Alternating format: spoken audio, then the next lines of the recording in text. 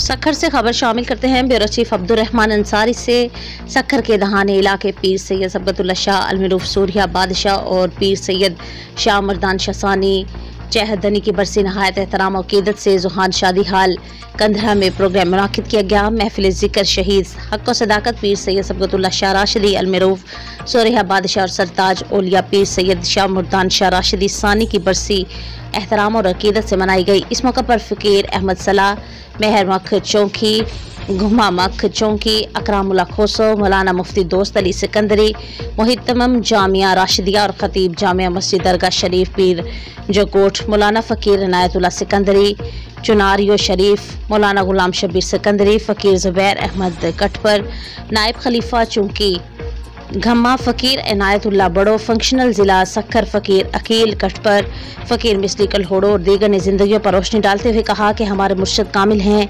जिनकी धरती के लिए अजीम कुर्बानियाँ हैं। जबकि वतन या कफन का नारा लगाया जाएगा तो सूरिया बादशाह की याद ताज़ा हो जाती है। इनके हुक्म पर अंग्रेज़ों से जंग हो या घानी की मशीन में बस जानी के दौरान मुरीदों की तरफ से भेज पगारा किनारों ने अंग्रेज़ों को परेशान कर दिया और जमात की देगी कुर्बानियाँ अजीम है। हमारे मुर्शद कामिल थे और हैं।